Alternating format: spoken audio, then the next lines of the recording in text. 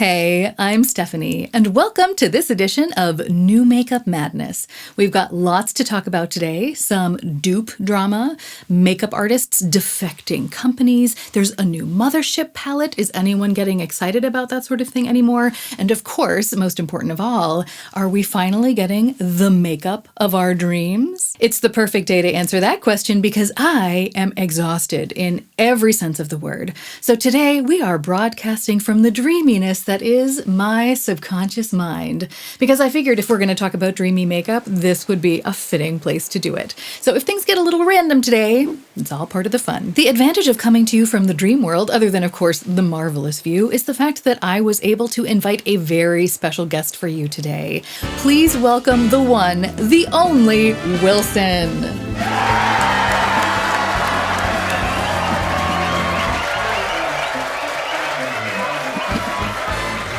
Thank you very much, everyone. It's an honor to be here. Before we begin, Wilson. Today's show is all about new makeup releases. My assistant, Mr. Henderson. Hello.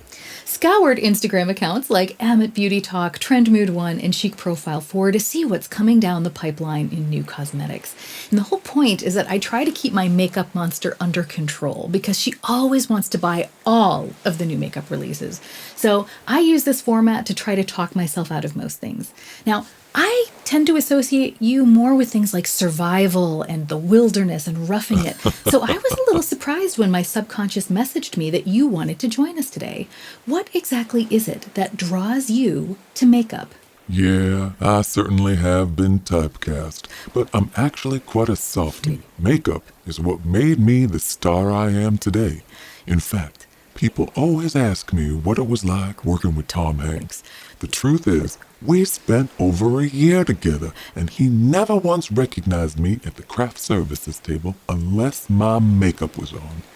Don't get me wrong, it's nice to be anonymous sometimes, but when I don't wear makeup, especially at the beach, there is a good chance someone will spike me into the sand. But I retired from athletics once my acting took off. I just want to focus on that now.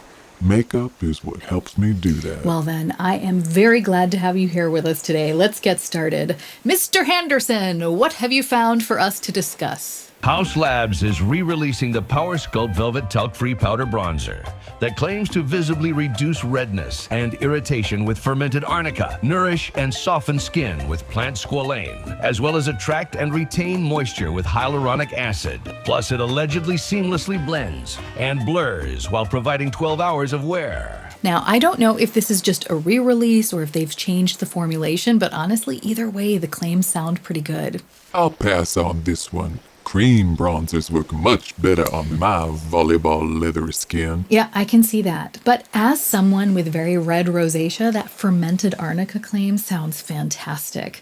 I have very limited experience with Haus Labs so far. I was able to borrow the foundation for a friend for a couple of weeks to test and review it. And I do have to say, my skin did seem to like it. Doesn't sound like you're doing a very good job of keeping that makeup monster of yours under control. That's true. What I will say is that I almost always wear a cream bronzer and then just a very thin layer of powder bronzer to set it. So I probably wouldn't be seeing many, if any, of the skincare benefits that this bronzer claims to have, making it just another pretty pan of dirt. That's better. Thank you, Wilson. Charlotte Tilbury is releasing new Soulmate blush palettes. They each contain a setting powder and a blush. That's a combo you don't see every day. I don't ever set my makeup, so I would never use it. Would you? Honestly, I think you're right. It is a really odd choice because people who are into makeup will often be into color cosmetics. I can't think of a single makeup buddy I have who doesn't own at least one blush or one bronzer. But I know a lot of makeup lovers who don't own a setting powder because they don't want one. Is it supposed to be a matte highlighter? Maybe. I mean, I have used a matte highlighter before, but not all that often. Charlotte makes a good setting powder and a good blush, so maybe this duo will be an unexpected hit. Just not for us, I guess. What does your makeup monster say? My makeup monster is very satisfied with the Charlotte Tilbury palettes that I already have, and she's not entirely convinced by the Polly Pocket Sailor Moon aesthetics of these compacts either. They do look a little nostalgic, don't they? But Charlotte's packaging often photographs badly, only to impress in person. That is a good point. And if the contents of the compact interested in me, I wouldn't mind the Polly Pocket vibes. But as it stands right now, I'm happy that this is an easy no. But Charlotte is also releasing Pillow Talk Kissing Lipstick in 4 shades. Shocking. Another Pillow Talk adjacent release. Tell me about it. It's like she has plans for Pillow Talk world domination.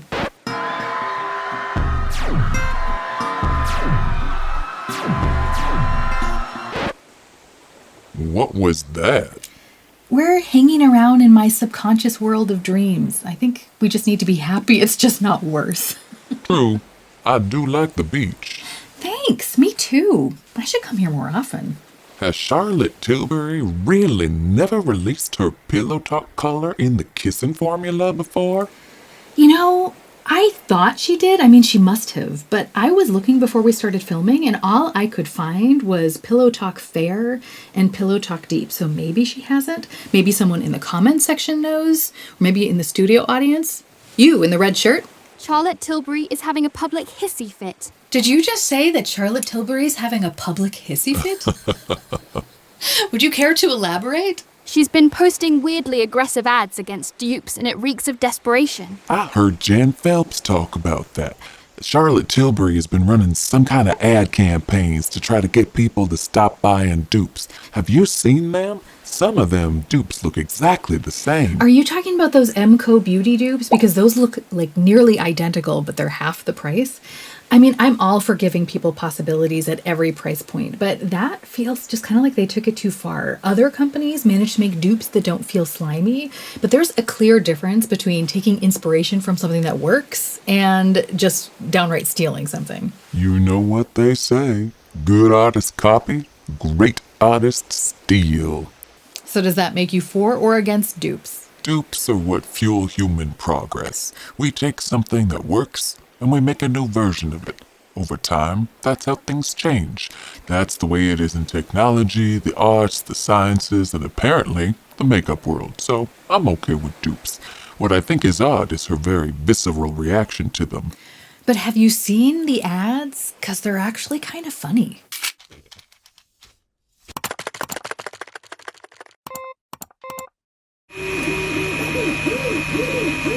Copy, failed, copy, failed, copy, failed.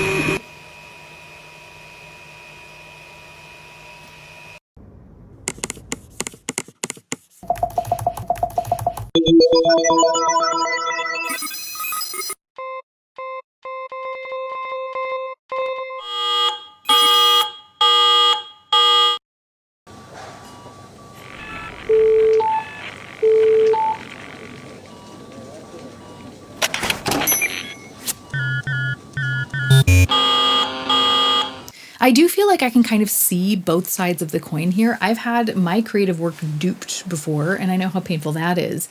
So I can only imagine what it's like to invest large sums of money in things like product development and packaging design, only to have it imitated by every other brand on the market. But I also hear what you're saying. All people ever do is copy each other, right? There's that saying, imitation is the highest form of flattery. There are incredibly few truly unique ideas out there. Charlotte Tilbury did not invent liquid highlighters. She did not invent skin creams. She did not invent liquid blush. She just made fabulously popular versions of those things. So I can see why companies want to ride her coattails. And I can see why consumers like that. Not everyone is willing or able to pay Charlotte Tilbury prices. On the other hand, I can completely see why Charlotte Tilbury wouldn't like that and why she's trying to combat it with some ads like this. And to be fair, I think her slogan, legendary for a reason, is perfectly legitimate. She did set the bar higher for the industry in a lot of ways, and I think that it's good that these shorts are funny. They might have been inspired by frustration, but I think it's at least a clever way of dealing with what's probably a very sore spot. And an attempt to get back some of those dollars she feels are being stolen by the dupes. That too. But no matter how you look at it, her marketing machine obviously works because we're talking about her now. So, are you going to try these new lipsticks? You know, I just might. I've never actually tried Pillow Talk anything before. Really? I know, but I was only wearing that dramatic blood red for so long. I think I might be entering my Pillow Talk era, though. How about you? I think her lipsticks are good. She makes lovely colors, and I've panned several of them, including Pillow Talk, but I think there are other formulas out there on the market that just suit me better.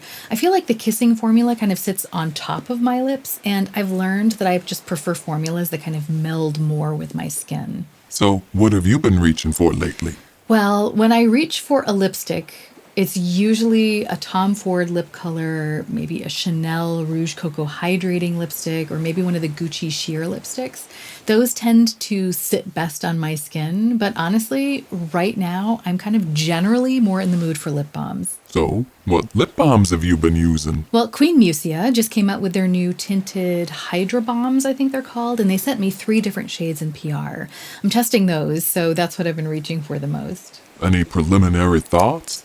I think they're really nice. I think they might actually be a great replacement for my nearly panned Gucci lip balm. The 2 formulas have very similar consistencies. They're both a little bit stiff, so that means they're not goopy at all, which is something that I like in a lip balm. It allows for a very thin application, but it can be built up if you want more color or more shine. They smell like vanilla. They come in lovely colors. They're very comfortable to wear. They leave a nice glossy sheen. My first impressions, I have to say, have been very good. I'll let you try one after the show. I look forward to it. But if you're into lip balms right now, are you thinking of getting any of those new Maybelline Lift to Glaze lip balms? Oh, I don't know. I hear such great things about their lifter glosses, and some of the colors on these new balms look so good, like Caramel Glow and Espresso Kiss. I don't often shop at the drugstore because the colors often aren't nuanced enough for me, but some of these look beautiful. I'm just wondering if they're going to smell like cough syrup, though, because it says they're infused with Barbados cherry extract. So I'm kind of on the fence. If you'd like me to review these, make sure to leave a cherry emoji in the comments. Augustinus Bader is launching a line of shield and repair technology sun protection products. The mineral sunscreen has a formula that's white cast free and easy to absorb. The chemical sunscreen will only be available in the European Union and the UK because the FDA hasn't approved the chemical filter it contains. Easy pass for me. I'm not technically alive, so I can't get sunburned.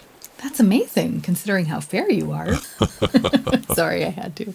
This is a release that I really want to try, but the price point just makes it a clear no for me. I hear such good things about Augustinus Bader skincare, but I am already spending a ton on my normal skincare regimen, and I'm happy to do that because I feel like it actually makes a difference.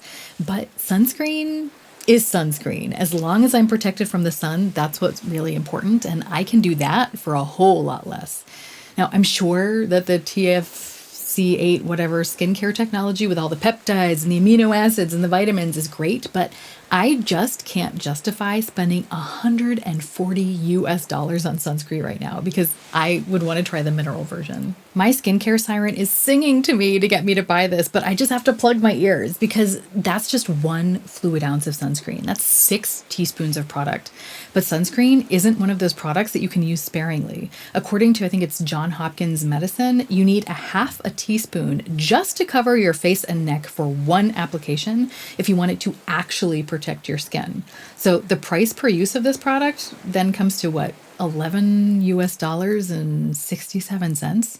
There's just no math that I can do right now that would make that fit into my current lifestyle. Makes me very glad I don't need things like sunscreen. And I am jealous that I'm not a volleyball. Wow, that is a combination of words I never thought I'd say. Westman Atelier is releasing the Duos, dimensional cheek palettes with lush, high-performance pigments, a whisper light feel, and a real skin finish. You know, I adore their creams, but I will be passing on the powders. I do think this is a smart release, though, creating powder versions of their already popular shades. I kind of agree with you, but I also kind of don't. Like, the colors look great. The product claims sound amazing. But honestly, why duos? At this price point, if a brand really wants to sell me a duo, I feel like they need to be offering me a customizable option. A refillable compact with separate magnetic inserts for each color so I can choose my own. They have this sort of technology because I know that their lipstick compact is refillable, so they can do it and they need to be doing it for these. Because I see several colors here that I would be really interested in owning, but they're almost all in different palettes. For example, my favorite Westman Atelier blush shade in the creams is Mimi. That's what I'm wearing on my cheeks today. But Coquette isn't ideal for me. I personally would want Mimi and maybe Biscuit in one compact, but there's just not an option for that. And I am not going to buy the duo with Mimi in it and then the duo with Biscuit in it because that's just a total waste of money. Honestly, brands just need to stick to singles because as it stands right now, several of the individual shades really appeal to me, but I won't be buying any of them because it doesn't make sense to buy a duo if I'm only going to use half of it. The format alone is enough to make my makeup monster so angry that she just doesn't even want it. Then maybe we could tempt her with the new Neo collection from Kevyn Aucoin. Each product is designed with a seamless ombre gradient for effortless blending and customizable color. That's not helping. We're supposed to be avoiding temptation, Mr. Henderson. Sorry. So it's another pass for me. What about you? I do agree with Mr. Henderson that an ombre solution is more appealing than a straight-up duo, but it's still not ideal. But first of all, why is this a new release? Did they add new colors? Is this a new formulation? Because I know that these things have been around for years because they have been on my wish list for years. I just haven't bought them because they're ombre. But I saw your vanity. Don't you like that Hindash Beautopsy palette? Doesn't that have ombre pans? Okay, that's true. I do really enjoy the Beautopsy palette. You are not helping. My sincerest apologies. Mr. Henderson, save me. Distract me. Look what I can do. I meant with makeup, Mr. Henderson. Oh, McGrath Labs has released its 12th mothership palette and named it Petalmorphosis. It's a 10-color eyeshadow palette with lush greens, lavender tones, and radiant neutrals. Textures include dazzling starlight and jewel-colored metallics. Well, this is serving. Really? Yeah, you don't think so? Well, I mean, it's pretty, but haven't we seen this before? Listen, as someone who has been hit in the face more times than I can count, I know a thing or two about making an impression. This Petalmorphosis palette, game changer. It's not just pinks and golds like all her most recent motherships were. I don't know about that. I feel like if I cover up those green shades, this palette looks pretty darn pink and gold to me. Okay, maybe the lavender is slightly outside her normal wheelhouse. Plus, lavender does seem to be the color of the moment. Lisa Eldridge's Betty palette also has a beautiful lavender shade in it. Is that what you're wearing on your eyes today? No, I'm trying to be strong and not buy the Betty palette. So I built my own version of it with some single shadows that I already have, and I do feel like it's scratching the itch. But back to this Petalmorphosis palette, I do honestly think it's pretty, and my makeup monster does want it, especially in that limited edition lavender case. But I realistically would probably only ever use half of the shades in this palette regularly. And all of those shades are ones that I already own versions of already. So I don't think it would be a smart idea for me to spend money on this. If my makeup monster wants to go get a job and spend her own money on this, she could do that. It would probably make my life a whole lot easier if she did. Why do you think it's been so long between motherships? Well, apparently, Pat McGrath has been distracted from her brand lately. Have you not heard that she became the cosmetics creative director of Louis Vuitton? Oh, for net's sake. Spike my seams and call me deflated. That is makeup I'm excited to see. Do you know when it's launching? Mr. Henderson, can you help us out? No specific dates have been announced. Louis Vuitton has indicated that we'll see an official debut in autumn 2025. But we don't know whether that will just be on the runway or if it will be retail ready by then. Well, I guess we all have something very exciting to look forward to. Do you have any other releases of note for us, Mr. Henderson? Urban Decay is releasing 24/7 Glaze on liquid eyeshadows. They include a beginner-friendly built-in brush that makes it easy to apply the shimmer shadows. It applies in seconds and lasts up to 15 hours for a glazed and glowing eye look without creasing or fading. Shake them to activate them. Holy inflation. That's exciting on so many levels. But wait, there's more. They're also releasing 8 naked eyeshadow sticks. They're an easy-to-apply cream eyeshadow formula that can be blended for a soft blur effect. Glides on in one. Even swipe for ultra blendability. Well, spike my seams and call me a champion.